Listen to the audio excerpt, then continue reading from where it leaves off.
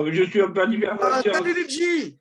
Bonsoir à Salut. tous. Salut Luigi. Merci. Bonsoir à tous. Alain, Luigi Corrado est le président de l'ISG, l'International Society of Gérontologie, que tu connais bien.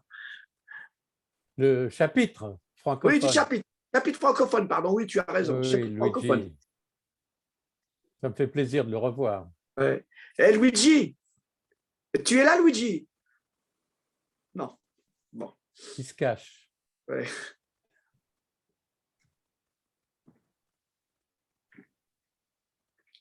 Voilà, on va attendre Christophe, les membres du bureau. Cindy, tu peux leur passer un petit coup de fil, Cindy, Léa, Oui. hein, s'il te plaît. Et Christophe, Christophe, il est dans. Je crois, il n'est pas dans l'avion. aux États-Unis, il m'a dit, il va essayer de se joindre.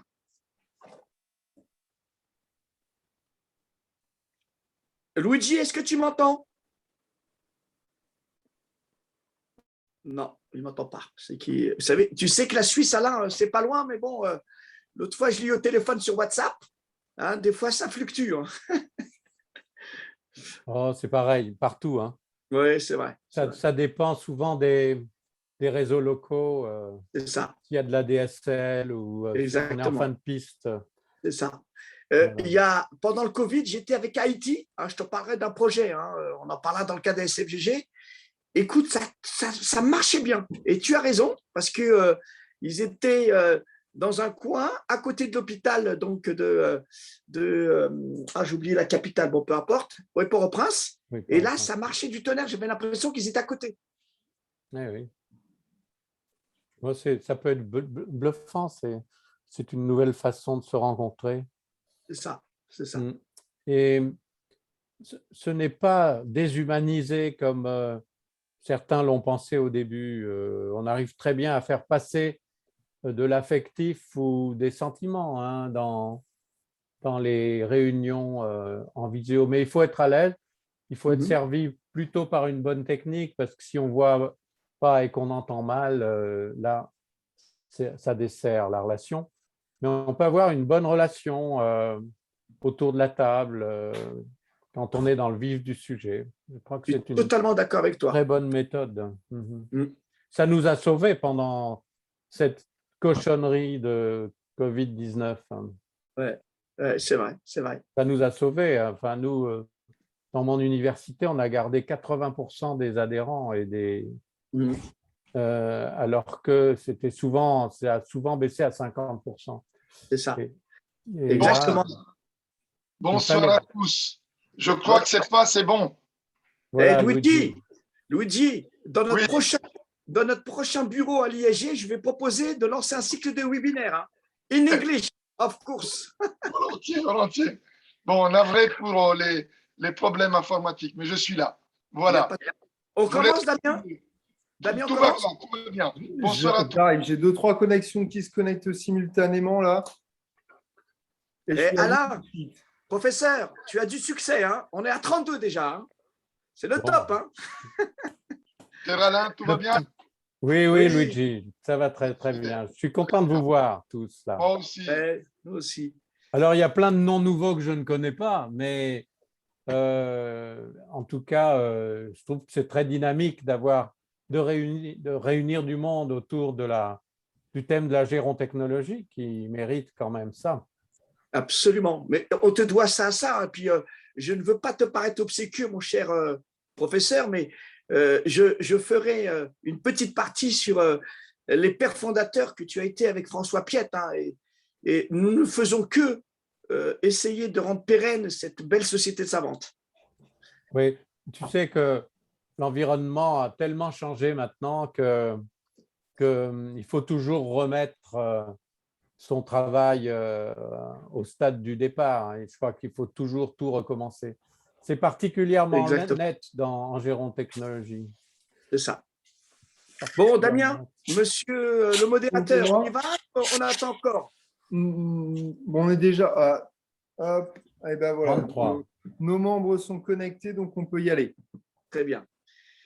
On peut y aller. Écoutez, mesdames, messieurs, merci à tous de vous être connectés pour ce premier webinaire de la SFTAG. On va commencer sans plus attendre. Je vais laisser la parole à notre président. Monsieur Merci, Vidal, Damien. c'est à vous. Merci. Alors, cher professeur Alain Franco, chers professeurs en général, chers médecins, il y en a parmi vous, chers technologues, chers étudiants connectés, chers amis, bonsoir.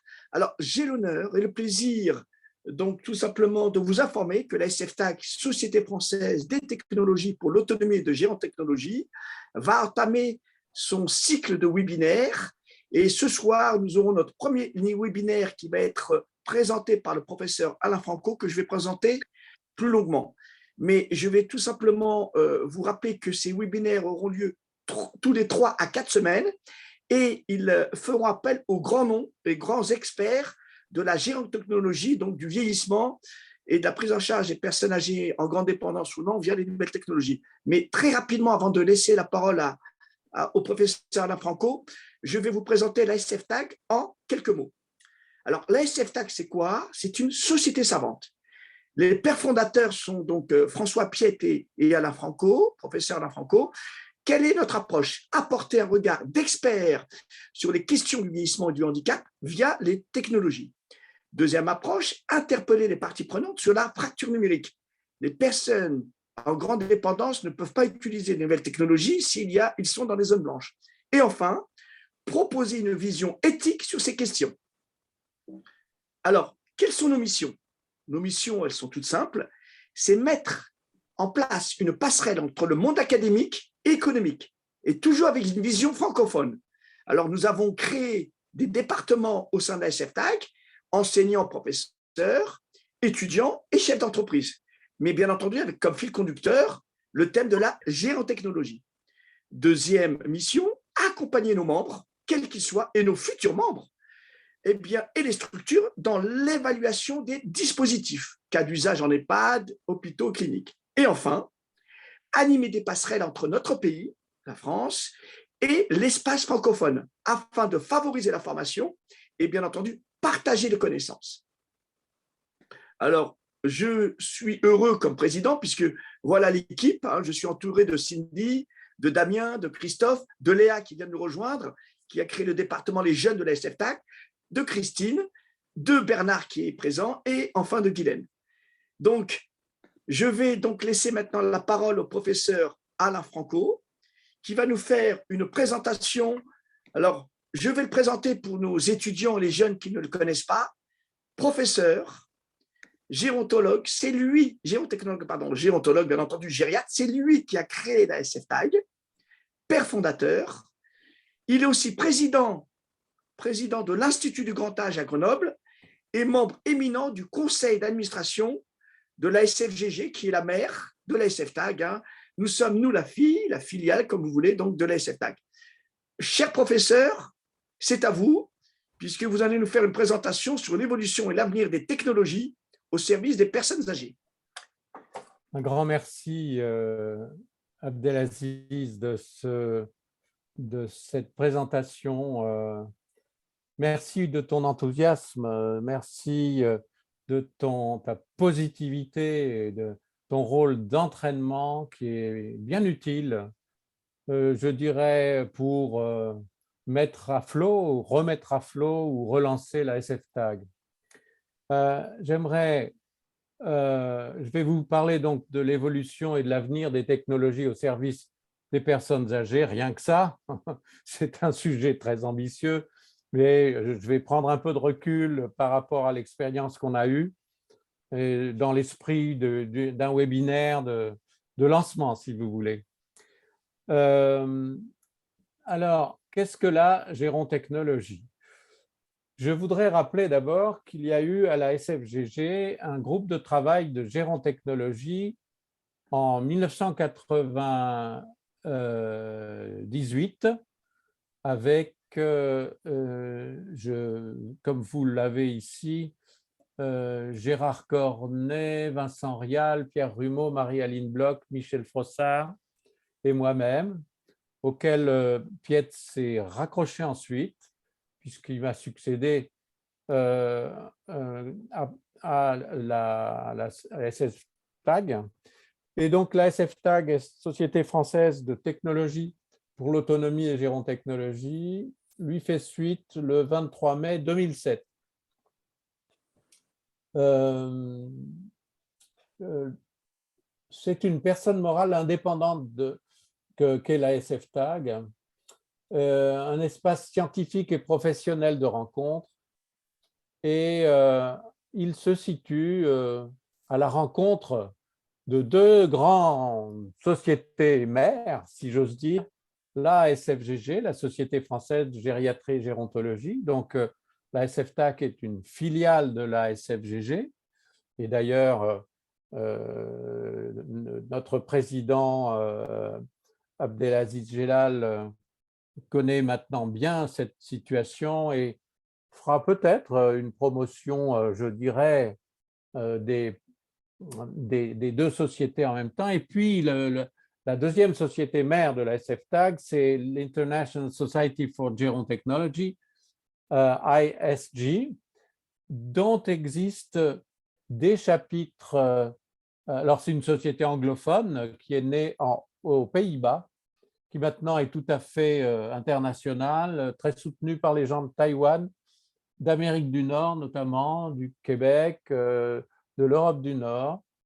J'en ai été le président pendant 6 ans, j'ai beaucoup aimé ça.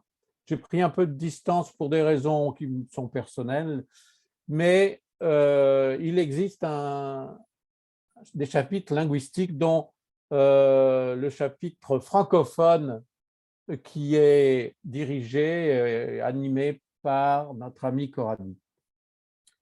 Voilà, il y a eu des présidents, Alain Franco, François Piette, Vincent Rial, Benoît Charpentier quelques mois, et notre président actuel que je ne manquerai pas de saluer tout le long de ma présentation. Alors, quelles sont les valeurs de la gérontechnologie? Eh bien, on les retrouve dans les valeurs de l'ISG. Je pense que cette filiation à ça de bien, c'est qu'il y a une cohérence. Alors, n'oublions pas que la gérontechnologie, on ne dit pas les gérontechnologies, ça ne veut rien dire. Il n'y a pas de technologie de vieux. Il y a de la technologie ou des technologies utilisées chez les personnes âgées. Donc, la gérontechnologie, c'est une discipline mixte, on dira molle, mais dans le bon sens du terme pour les académiques qui sont là, issue du croisement entre gérontologie et technologie. Alors, l'objet, ce sont les technologies et les services innovants, technologies et services innovants. Je dirais que les services sont probablement plus importants que les technologies, au service des personnes vieillissantes et âgées. Quelles sont donc ces valeurs? Vous les retrouverez sur le site de la Société internationale. Maintien de l'indépendance et de l'égalité, notamment en termes d'habitat, de mobilité, de sécurité, de communication, d'activité et de qualité de vie. Le mot égalité, qui est un très beau mot, aujourd'hui, on pourrait l'utiliser en français, en France, plutôt sous la forme du terme inclusion. Deuxième point, favoriser le bien-être et la santé tel que défini par l'OMS. Troisième point, répondre aux aspirations et besoins individuels et collectifs. Quatrièmement, permettre le maintien de l'inclusion, la voilà encore, dans l'environnement évolutif socio-culturel. C'est probablement le rôle le plus important, je crois, aujourd'hui. Préserver et rehausser la dignité des personnes. Et enfin, surtout, ne pas l'oublier, soutenir les aidants. Donc, la gérontechnologie s'applique premièrement dans le secteur de la santé, de la sécurité, du bien-être et de l'estime de soi, dans le secteur de l'habitat et de la vie quotidienne. Vivre chez soi, c'est un clin d'œil pour ceux qui s'en souviennent.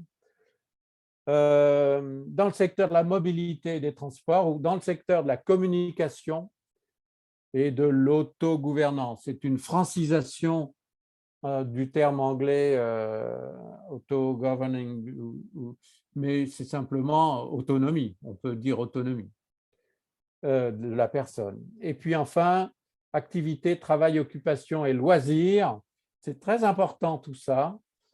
Et le thème du travail n'est pas si négligeable que ça. C'est vrai qu'on peut s'adresser à des gens qui ne sont plus en âge ou surtout en fonction de travailler, mais l'évolution de la gérontologie planétaire nous montre qu'elle doit s'appliquer aussi à aider ceux qui travaillent plus longtemps qu'avant, qui restent au boulot et qui ont besoin d'être aidés ou d'adapter leur poste en fonction de leur boulot.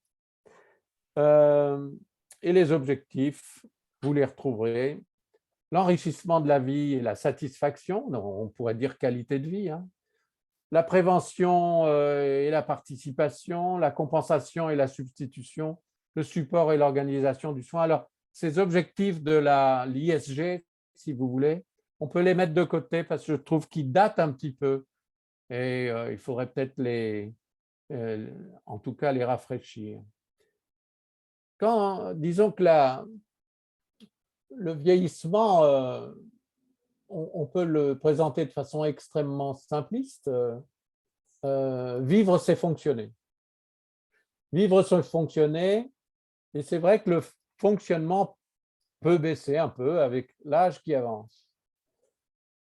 Alors, on peut avoir évidemment, en cas de décompensation, besoin de récompenser les fonctions déficientes pour retrouver la vie normale et la pente normale du vieillissement. Les gérontologues et gériatres connaissent très bien cette courbe qui nous vient de Jean-Pierre Bouchon.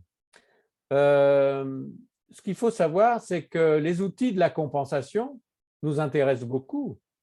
La compensation dans la fonction humaine se fait grâce à un bon logement, une bonne mobilité, l'accessibilité, la sécurité, la bonne nutrition, les médicaments si nécessaire, la technologie ou les technologies, peu importe, le soin, la réadaptation, on peut rajouter la chirurgie par exemple, l'emploi, la formation tout au long de la vie ou encore le loisir. Voilà les outils de ce qu'on appelle la compensation. Vous avez vu que la technologie, elle est dans cette panoplie, elle est dans ce panorama. C'est là qu'il faut l'inclure. Elle ne tombe pas du ciel. Elle est dans un ensemble.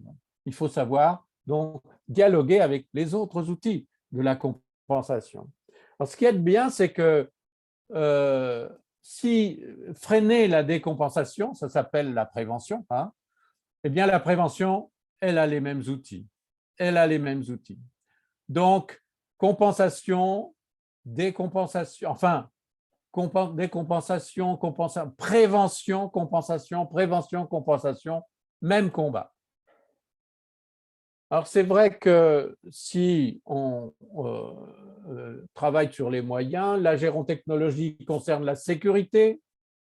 Je vous montre des photos dont certaines sont anciennes, qui n'ont pour but que d'illustrer mon propos. J'irai vite, car pour chacune des technologies qu'on va voir, il faudrait passer du temps. Ce n'est pas mon propos. La technologie est rentrée dans le champ du soin. Voilà une très vieille diapo que je traîne depuis quelques années, mais que j'aime bien montrer parce qu'elle illustre bien cette technologie au sein du soin. La technologie dans la sécurité, en téléalarme, et curieusement, l'expérience et les bonnes pratiques de la téléalarme montrent qu'elle est surtout utilisée pour le lien social. Donc, on a dévoyé la téléalarme pour le bien social. Et je pense que c'est intéressant. Ça, c'est la vraie vie. C'est pour ça que le lien social ne doit pas être loin de la téléalarme. Vous savez, on peut parler de la téléalarme de toutes les formes. Il faut rester attaché à cet outil, mais qui évolue très vite en ce moment. 2% seulement de vraies urgences en téléalarme. Les dispositifs de géolocalisation, ce qui se modernise, ce qui se cache dans les chaussures ou ailleurs, ont encore un champ devant eux, sous réserve que la technologie soit assez souple et adaptable aux circonstances, qu'elle ne soit pas réservée seulement à l'intérieur ou réservée seulement à l'extérieur. Ça reste quand même quelque chose d'assez délicat. Ça n'a jamais eu, en tout cas pour moi, le succès qu'escomptaient les premiers créateurs. Les capteurs de santé, vous en trouvez au kilo des tas de sortes, mais ils ne sont pas inintéressants. Et je dirais que dans une réunion très récente qui recentrait la question sur ces capteurs en gérontechnologie, je pense qu'on va revenir assez vite à des fondamentaux. Le capteur qui, de loin, donne simplement la présence d'une personne ou de deux personnes sans savoir qui c'est. Mais le capteur qui donne la température de la pièce, le capteur qui dit si elle est bien ventilée, le capteur qui détecte le gaz. Voilà les choses qu'il va falloir mettre dans le basique si on veut travailler la gérontechnologie comme aide à domicile. La balance communicante avec Withings, qui est une société française qui s'est vraiment introduite dans la pratique, dans les bonnes pratiques du soin notamment. Mesurer la vitesse de marche, mesurer la façon dont on marche, c'est très important pour la détection de la fragilité, par exemple, ou bien la force de préhension. Ça, c'est un vieux travail de l'équipe de Troyes, mais il faut travailler sur la force de préhension et un capteur de force, ça peut être pas mal dans les pratiques gérontologiques en tout cas. On peut avoir aussi des tapis qui vont permettre de la détection de mouvements, de chute, de la façon de marcher. C'est très bien et j'avais vu ça à Taïwan. C'est comme des Lego, vous achetez des modules, vous les incrustez les uns dans les autres, ça c'est bien fait. Là, je pense aussi qu'il faut le faire. Faut pas mal, par contre, c'est assez cher, mais ça peut servir. Et puis voilà la dernière vedette qui nous intéresse dans la réalité virtuelle. Elle n'est pas encore très bien évaluée, à mon avis. Vous aurez peut-être des avis différents. Elle n'est pas très bien évaluée, mais on peut dire que les jeux sérieux qui sont proposés avec cette réalité virtuelle permettent d'améliorer la fonction physique, mais ce n'est pas encore sûr. Par contre, ces technologies sont de très bons stimuli pour faire avancer la motivation des personnes. Il faudrait en faire d'autres. C'est à suivre. Alors, la santé mobile, la santé via les smartphones, appareils électroniques, applications pour mobile, objets connectés en lien avec la santé. C'est assez intéressant. Pour ça, c'est intéressant de confronter l'offre et les besoins en matière de gérontechnologie. Les besoins, c'est ce qu'on appelait autrefois la e-santé, la e-health. Alors, la e-health, c'est quoi? Ça a été l'informatisation du système de santé, des hôpitaux, des cabinets médicaux, des praticiens de la santé, du social, l'aide médico-sociale, l'habitat, la télémédecine. Ça, c'est la e-santé. Et puis arrive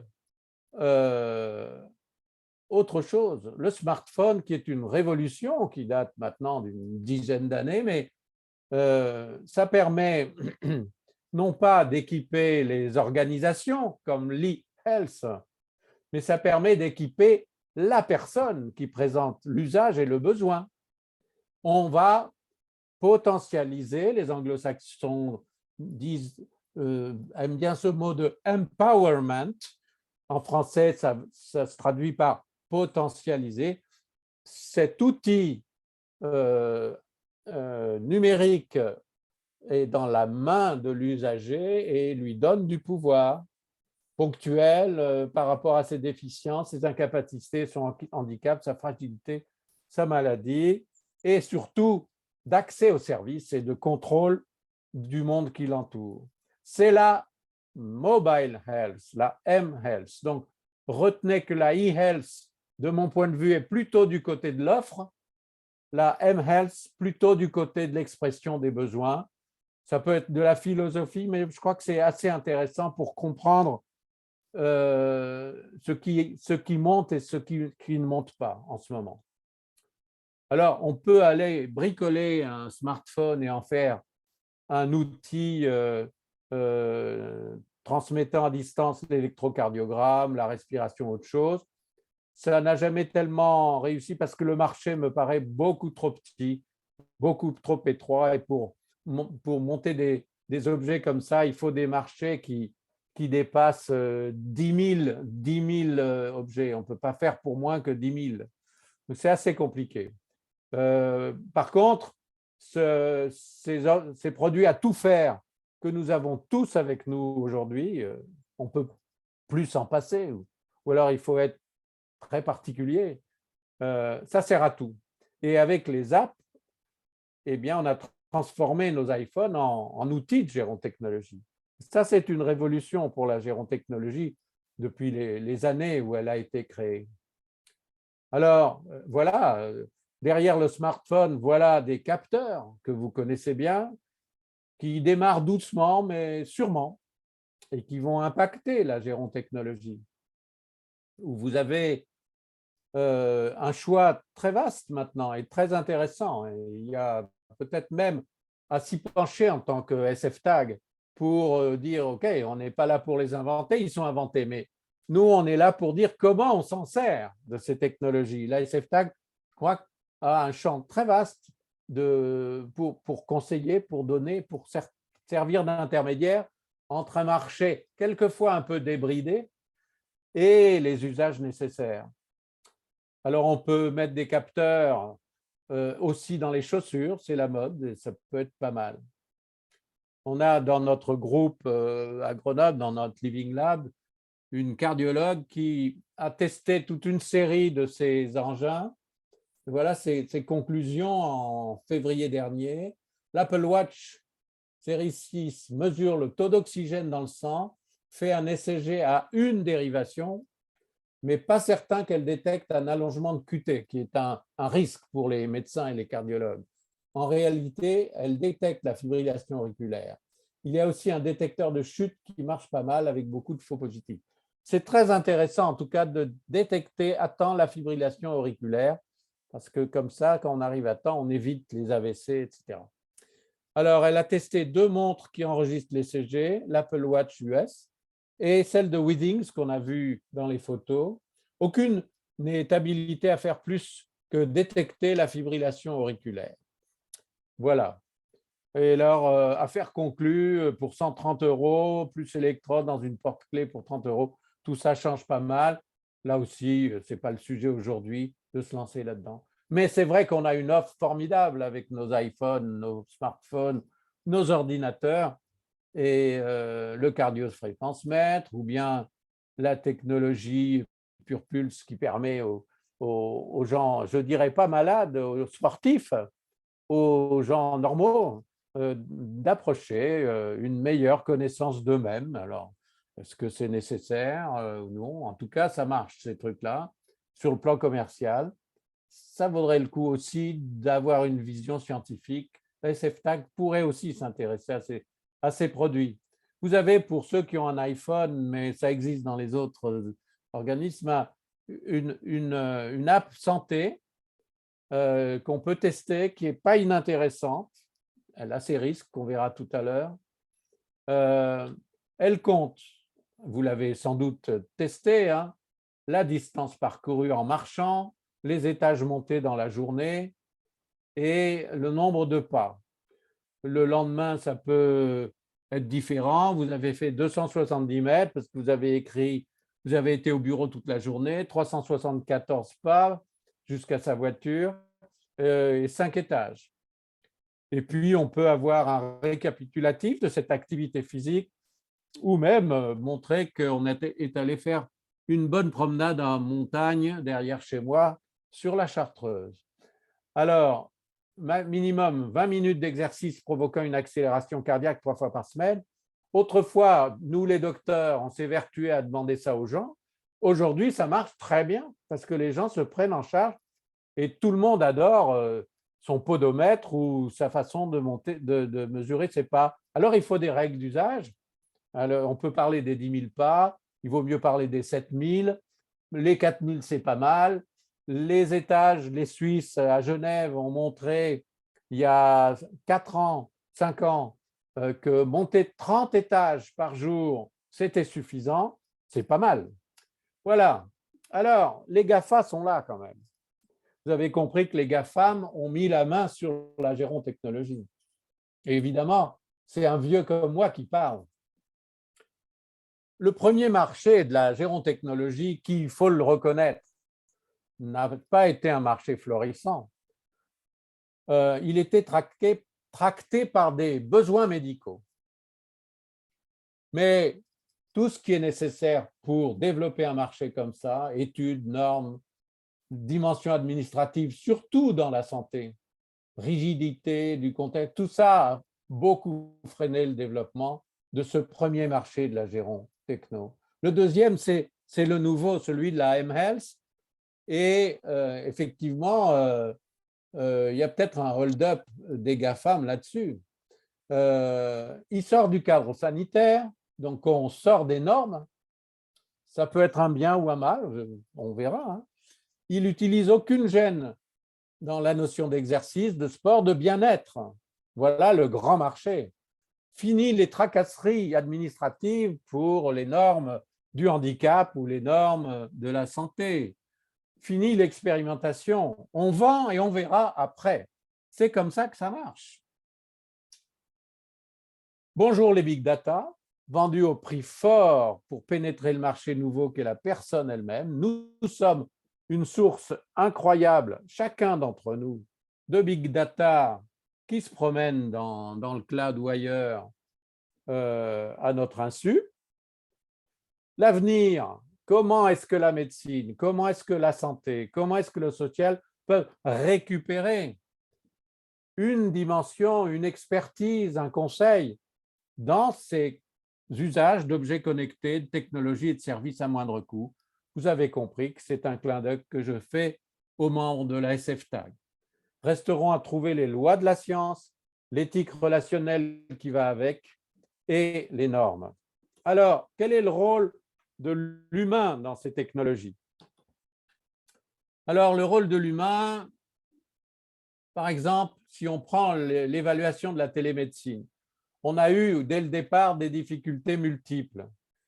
Les définitions étaient floues, les progrès technologiques tellement rapides que dès qu'on avait commencé une expérience, il fallait changer de matériel, des difficultés expérimentales et notamment méthodologiques pour l'évaluation de la télémédecine, et des financements insuffisants, une lenteur incroyable de la sécurité sociale à donner son feu vert financier, et voilà, on a perdu 20 ans. Et il a fallu la Covid pour qu'on commence vraiment à parler de télémédecine. Alors, n'oubliez pas qu'au-delà de la technologie, c'est le service qui compte. On s'en fiche de la technologie. Ce qui compte, c'est rendre service, c'est bénéficier d'un service. Service dans l'hyper-proximité, service au sein d'une famille, hein. Service de proximité centré par le patient. On a vu des tas de programmes en gérontechnologie là-dessus. La surveillance, alors là, on a affaire à des tiers qui ne sont pas forcément des professionnels du vieillissement, mais qui sont issus de la banque, de la surveillance, etc. Faire attention, les grands réseaux, les call centers. Faut-il des plateformes qui vous servent, qui vous rendent service à 10 000 kilomètres? Ou faut-il des plateformes développées dans votre département et qui connaissent les pattes des petites fleurs? Je trouve que la question mérite d'être posée là aussi. Il y a toute une réflexion que doit faire une société savante sur les plateformes. Où doivent-elles être? Je pense que la discussion sera intéressante. La robotique, oh là là, on ne va pas se lancer là-dedans, mais Paro fait toujours un tabac. C'est une jolie poupée qui plaît beaucoup aux vieilles dames et qui peut être désinfectée et lavée. On enlève la fourrure, on la lave. Voilà. La grande prêtresse de cette robotique, c'est Anne-Sophie Rigaud. qui est peut-être encore, j'espère, membre de la SFTAG et qui a fait un travail formidable sur l'humain dans la robotique, qui sera, à mon avis, toujours un pan de l'utilisation, mais pas l'unique. Il n'y aura pas que des robots. Le robot sera un outil parmi d'autres, mais il existera. Les robots seront thérapeutiques. Les robots vont même aider par l'exosquelette, les soignants, surtout qu'il y en a de moins en moins, que les malades sont de plus en plus lourds. Eh bien, pour ne pas se casser le dos, on aura peut-être un petit exosquelette qu'on enfile en mettant son habit. Allez, salut au robot français qui a été vendu à l'étranger. Plein de gens ont testé des robots, mais qu'est-ce qui est robotique? C'est ce qui prend la forme humanoïde ou c'est l'intelligence artificielle qu'on peut mettre derrière la cloison, derrière le mur ou dans une boîte? Là aussi, il y a des belles réflexions à faire. Comment intégrer les questions d'éthique et de droit? Alors, la technologie et capteur, ça peut faire peur. Et j'ai connu, et on connaît encore, des tas de gens qui ont peur de la gérontechnologie par l'intrusion des capteurs dans son domicile, chez soi, et qui posent de vraies questions d'éthique. Les droits, il y a des droits qui s'appliquent en gérontechnologie, notamment la loi informatique et liberté, le droit à l'image et les lois sur les responsabilités médicales et techniques et bien d'autres. Et puis l'éthique est là aussi, mais n'oubliez pas qu'en gérontechnologie, c'est l'éthique de la relation entre les individus qui compte. Et puis l'éthique peut être aussi dans la conception des outils. C'est ce que j'appelle l'éthique embarquée. Une fois que l'objet a été créé, que le service a été créé, la dimension éthique de son génome est embarquée. Voilà, donc c'est un deuxième type d'éthique. Et puis, ne confondons pas éthique et droit, ne confondons pas éthique et bonne pratique. Ce ne sont pas les mêmes champs. Et là aussi, il y a de belles discussions à avoir. Quel est l'impact de l'épidémie de Covid-19 sur l'usage de la télémédecine? J'irai vite là-dessus. Vous avez vu le boom que ça a fait. Je rappelle simplement le petit bouquin que j'ai écrit, qui a été le premier livre sur la télémédecine en gérontologie et qu'on a écrit en 2000. Et c'est assez marrant à relire parce que c'était le laboratoire que j'avais créé à l'université Joseph Fourier de Grenoble, qui croisait technologie et vieillissement. C'est pour ça que j'ai appelé ça gérontechnologie et que le mot est resté actuellement.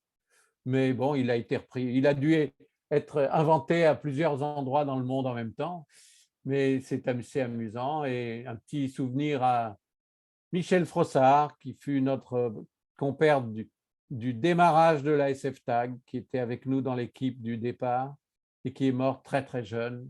C'était un brillant professeur d'économie et dans notre laboratoire interuniversitaire, il apportait avec lui les sciences humaines et nous les sciences médicales.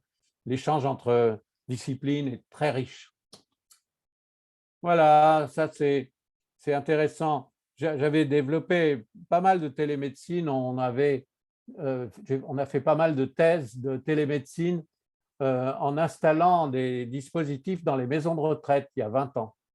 Ça marchait bien et on avait un programme où on rejoignait la maison de retraite depuis mon service de l'hôpital une demi-heure par semaine.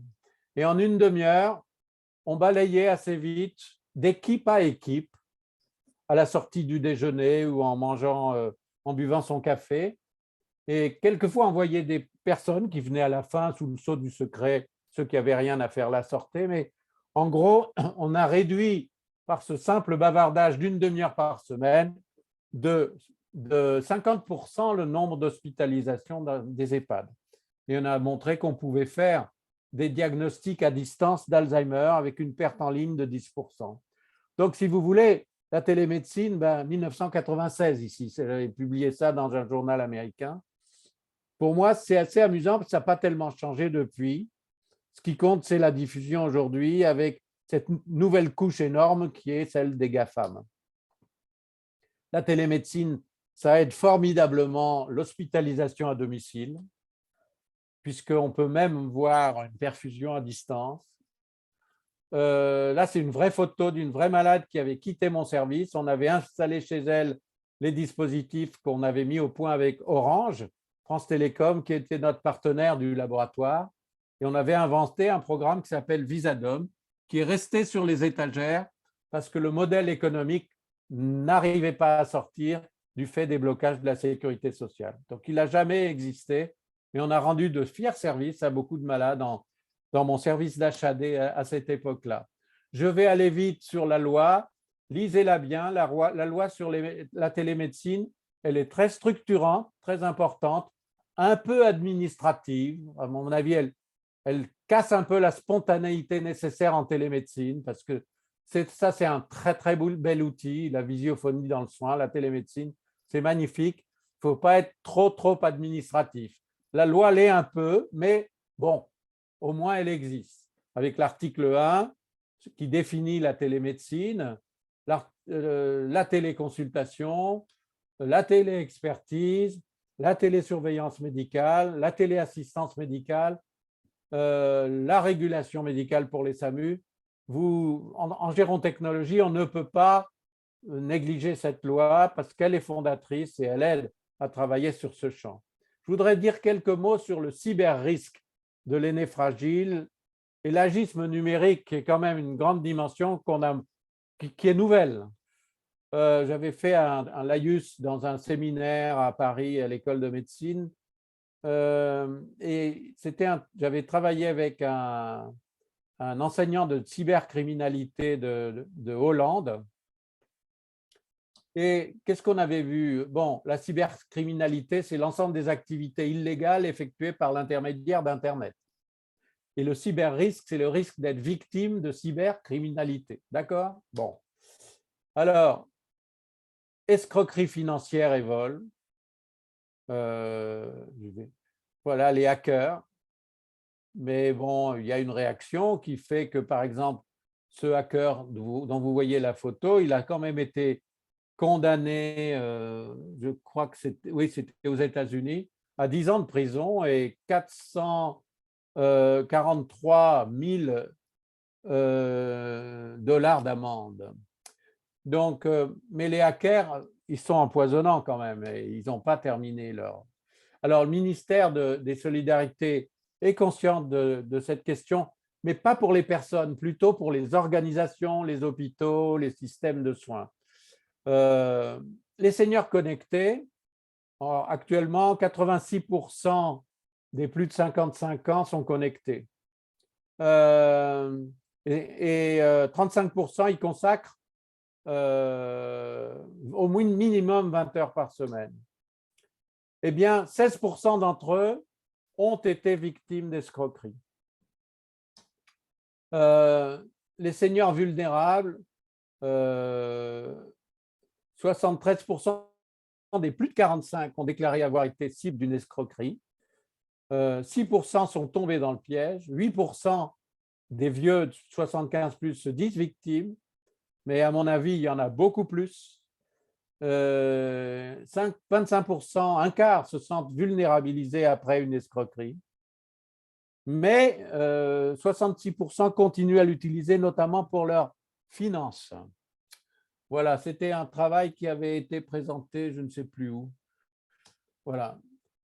Pour le ministère canadien, il y a des conseils pour lutter contre la cybercriminalité, en disant qu'il y a 4 escroqueries en ligne pour lesquelles les personnes âgées peuvent tomber dans le piège. La fenêtre flash proposant la fausse mise à jour d'antivirus. Le message urgent de votre institution financière réclamant vos codes. C'est toujours, d'ailleurs, c'est toujours de l'escroquerie. Les services de rencontre en ligne, pour les vieux, c'est une catastrophe, mais quand l'amour fait vraiment mal, mais seulement ils sont honteux, ils n'en parlent pas. Et puis les jeux en ligne, vous êtes voué à l'échec. Si c'est un jeu d'argent, vous êtes sûr d'y perdre. Voilà ce que dit le gouvernement canadien en disant « Ceci dit, l'Internet, c'est un bel outil, mais apprenez à vous en défendre. » Donc ça, ce sont des bons sujets aussi pour la société qui nous réunit aujourd'hui. Je passe sur les attaques. J'étais intéressé de voir qui transmettait les fake news aux États-Unis, fake news ayant servi à Trump de passer en 2016. Et ça a été prouvé. Hein. Bon. Alors, on se rend compte que c'est plus des républicains que des démocrates, c'est plus des indépendants que d'autres partis. Bon. Et par échelle d'âge, regardez qui est-ce qui transmet le plus de fake news, ben, c'est les plus de 65 ans. Donc, attention, les plus de 65 ans ne sont pas forcément des saints. En tout cas, ils ont probablement poussé Trump sur son fauteuil de président. Alors, on peut même aller plus loin sur… bon, je passe, ce n'est pas la peine, mais j'ai trouvé ça marrant. Maltraitance dans les EHPAD. Est-ce qu'on a le droit de mettre une caméra qui va filmer la chambre? Entre parenthèses, c'est l'histoire d'une personne qui était dans sa chambre et qui filmait, en fait, les enfants avaient mis ça pour filmer le personnel. Alors, ça fait des histoires. Bon, j'ai bientôt fini et je reçois un petit coup de sonnette. Je pense que c'est pour ça. Cybersécurité, en bref, le cyberrisque est inhérent à l'usage du numérique. Il ne doit pas faire renoncer aux bénéfices du numérique qui vont croître bénéfices encore dans les années à venir comme moyen de compensation et de prévention face aux défis de l'âge. Le cyberrisque implique la pratique permanente par tous les acteurs du principe éthique de vigilance.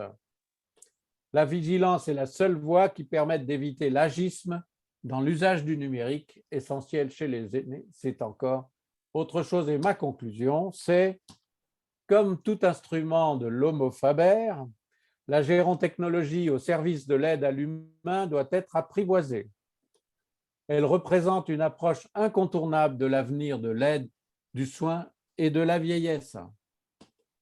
Que ceux et celles qui s'investissent dans ce domaine, mesdames, messieurs, profondément humain, en soient convaincus, je suis sûr que vous l'êtes, et qu'ils et elles exercent sans faillir la dimension éthique de l'Homo sapiens qui seule garantit la dignité de ceux qui nécessitent l'aide et de ceux qui l'apportent. Merci de votre attention. Écoutez, écoute mon cher Alain, cher professeur, merci beaucoup pour cette excellente présentation. Tu as fait un beau panorama de la gérontechnologie en passant des objets connectés et de la télémédecine. Et je retiens qu'une seule chose, plutôt deux choses. Technologie, oui, mais c'est surtout les services qui comptent. N'oublions pas l'éthique. Et c'est vrai que maintenant, on est rentré dans une zone de turbulence sur la cybersécurité. Et je vois que mon ami, M. Bourak, président de Ximanisa, dont c'est la spécialité, j'espère qu'il aura une ou deux questions en tout état de cause. Mon cher Alain, j'ai vu qu'il y avait beaucoup de jeunes qui nous avaient rejoints et j'espère que ton propos, et moi j'en suis certain, suscitera la vocation. Alors, juste avant de passer aux questions, de laisser notre responsable communication et trésorier Damien, moi j'ai une première question, si tu me le permets Damien. Après, on laissera la parole circuler. Alors, Alain, tu sais qu'on parle de plus en plus de maintien à domicile. On commence à parler de Smart City. Ma question est toute simple. Est-ce que la gérontechnologie peut s'inscrire justement dans le cadre, alors c'est un peu une question futuriste ou peut-être même puisqu'on parle des Smart City maintenant, est-ce que la gérontechnologie, c'est-à-dire la prise en charge de personnes en grande dépendance, âgées en grande dépendance, peut justement se faire dans le cadre de ces Smart City? Oui, ou l'habitat intelligent, voilà. Mais bien sûr, mais c'est une brique de cet ensemble. C'est une brique. Par exemple, moi j'aime bien distinguer dans l'habitat ce qui ressort de la domotique, c'est-à-dire les systèmes qu'on met dans les murs, dans les plafonds ou que l'architecte commence à mettre dès la création, sans tenir compte de la personne qui viendra. Donc, l'équipement des murs, ça s'appelle la domotique. Et l'équipement de la personne, ça s'appelle la gérontechnologie. Donc, je trouve que pour te répondre, il faut rester à notre place. Oui, on est en plein dans ce débat, dans la Smart City, dans le Smart Home, dans les quartiers amis des aînés, etc. Mais on va peut-être se spécialiser sur l'interface entre la personne elle-même et la création d'informations et de data, quoi. Voilà.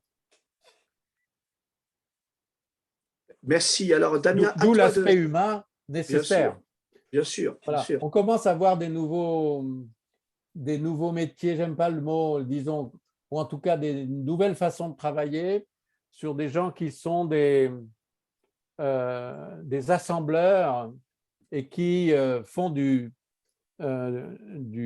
cas par cas, qui sont sollicités par l'EHPAD du coin ou le médecin ou la personne ou les associations ou le service médico-social et qui viennent aider à l'assemblage des services utiles au sein de la maison.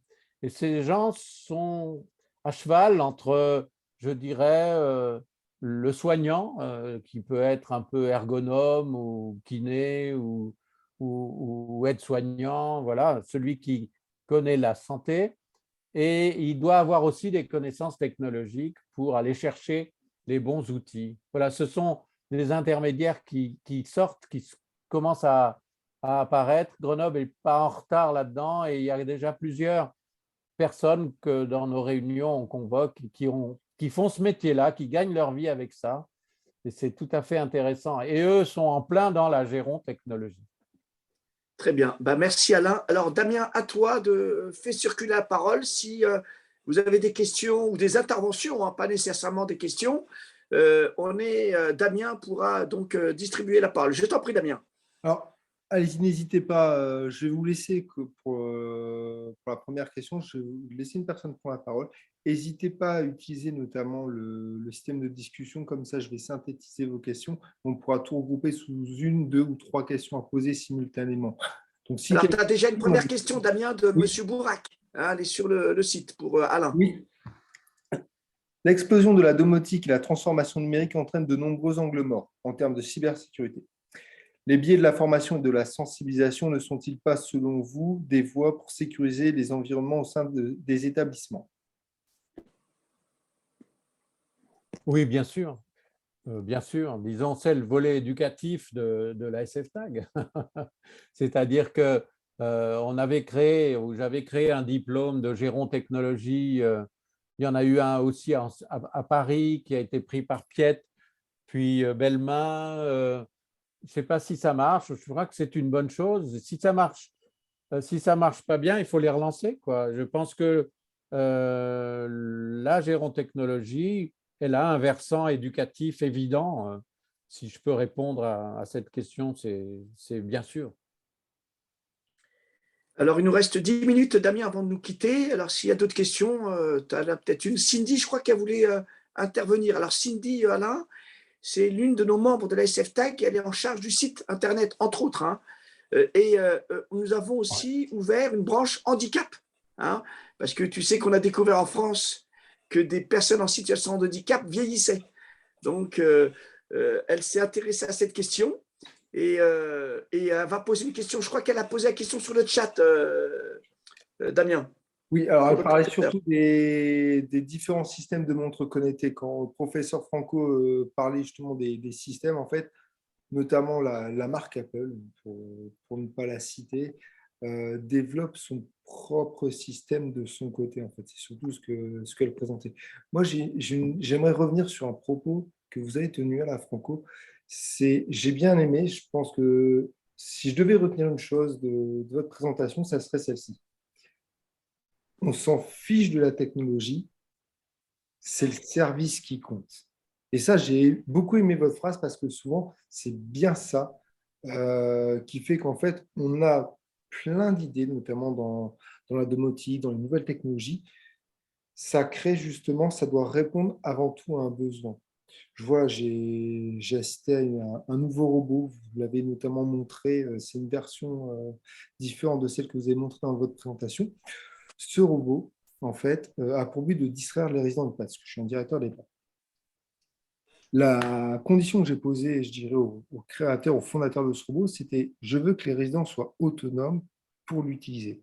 Or, première condition que me donnait la société, c'était que justement, il fallait un soignant pour l'utiliser en présence des résidents. Donc, ça me mettait plus un frein qu'un avantage. Alors oui, en plus, on sait qu'on est sur de la gérontechnologie, où on a des problèmes de société actuellement, ou plutôt une société avec nos résidents avec 88 ans qui n'ont pas du tout connu la technologie, et que nous, en fait, on est plutôt jeunes, elle est quasiment ancrée en nous. Et justement, il y a un service, et aujourd'hui, en fait, la gérontechnologie, notamment avec toute nouvelle technologie, elle s'adresse d'abord et avant tout aux jeunes, sur lequel on essaie de répondre par les besoins des professionnels pour nos aînés. Et en fait, c'est là où je vois toute la bascule, toute la difficulté qu'on peut avoir, c'est que d'un côté, on va créer des produits pour nos aînés, mais justement, ces aînés ne savent pas utiliser ces technologies. Et c'est la grande limite que l'on a actuellement qui fait que aussi, parfois, la télémédecine ou certains d'autres systèmes ont un retard à l'allumage parce que ça fait plus de 20 ans que vous parlez de télémédecine. Il y a un retard à l'allumage. Pourquoi? Parce que ces générations ne sont pas adeptes simplement de cette technologie. Qu'est-ce que vous en pensez? Oui, alors il y a l'outil et le service, quoi. La gérontechnologie n'existe pas sans le service. On s'en fiche des outils. Je répète, c'est pas chez nous. Je veux dire, on n'est pas une société d'électriciens ou de vendeurs de smartphones. On est lié à la question du vieillissement, à la question de la fonction, à la question des déficiences, du handicap, et comment est-ce qu'on peut aider à compenser. Alors, ce paradoxe que tu rappelles, on fait des outils qui sont conçus pour les jeunes et on les applique aux vieux, donc il y a un paradoxe, il y a quelque chose qui ne va pas. Je pense qu'il ne faut pas se laisser piéger par ça, parce que dans la réalité, il y a toujours des intermédiaires, ce sont les aidants par exemple, qui vont utiliser les outils. La télémédecine à domicile, je me souviens, parce qu'on a, pour ceux que ça intéresse, vous pourrez lire l'article en tapant sur Internet ce que je vous ai dit tout à l'heure, Visadom, hein, VISADOM. On avait publié un article en français dans la nouvelle presse médicale, la presse médicale. Et on avait fait un bilan, on avait une bonne expérience de télémédecine. Quand on disait aux gens âgés chez eux, on va vous mettre un système de télémédecine, la réponse était toujours non. Alors on négociait, et puis après, on arrivait à la mettre, il la testait, et quand on allait 3 mois après chercher le système, il ne voulait plus le lâcher. C'est toujours comme ça. Donc, on peut habituer les gens âgés par une manœuvre, par des aspects pédagogiques, à toucher, et puis il faut que les concepteurs aient aussi le sens de l'accessibilité à la technologie. Voilà. Il faut dépasser la techno. On retombe, comme tu le disais, sur nos pieds en matière de service. Qu'est-ce qu'on veut faire? J'ai juste une petite excuse à faire à Hichem Bourak. Je n'ai pas tout à fait répondu à sa question tout à l'heure. Je l'ai relue et je l'avais mal écoutée. Là, on parle de cyberharcèlement, de cybersécurité. Je peux vous dire qu'il y a encore beaucoup à faire, en effet. Il y a beaucoup, beaucoup à faire et il faut en effet sensibiliser tout le monde à cette cybersécurité. Il faut faire des ateliers là-dessus, il faut faire de la promotion là-dessus. Alors, merci beaucoup, Alain. On va conclure là, Damien. Alors, Monsieur Bourak, Alain, va nous rejoindre à l'SFTAC justement pour cette question de la cybersécurité que tu viens de décrire. Hein. Donc, Damien, on va conclure, hein, on va libérer nos amis. En tout cas, moi, je voulais vraiment encore te remercier Alain, remercier donc le professeur Alain Franco, fondateur de la SFTAG, membre éminent du conseil d'administration de la SFGG et surtout, je parle aux jeunes étudiants qui sont présents, président de l'Institut du Grand Âge de Grenoble, qui écrit beaucoup d'articles, surtout sur l'éthique. Donc, je remercie aussi mes amis qui ont été là, les technologues, les médecins, les jeunes étudiants qui ont été présents. On débriefera bien entendu en amphi. Et donc, Damien, si tu avais la gentillesse d'afficher, voilà. Donc, je vous maintenant invite au prochain webinaire le 20 décembre, qui va être donc présenté par Dimitri Voilmy, sociologue des usages à l'Université de Troyes, avec pour thème l'implication des aînés pour la conception participative des technologies. Je compte sur votre présence, puisque, je vous l'ai dit, nous aurons des webinaires tous les 3 et 4 semaines. Et Hichem, je compte sur toi pour nous préparer un petit webinaire justement sur les cyber-risques chez donc, les personnes âgées en grande dépendance. Je pense que ça serait un bon sujet. Et Alain, on invitera nos amis et membres de la SFGG. Je pense que ça leur plairait. En tout cas, voilà. Merci à tous. Vraiment, très, très bonne soirée. Alain, écoute, on reste en contact, bien entendu. Je m'aimerais t'appeler la semaine prochaine pour te faire un retour de Jean-Pierre, un retour positif. Merci beaucoup. Merci Damien, Au merci revoir à aux tous. organisateurs, Merci à tous merci et à à tous. l'équipe de la SFTAG. Merci à tout le monde de Au revoir, votre Damien. présence. Merci. Salut Luigi.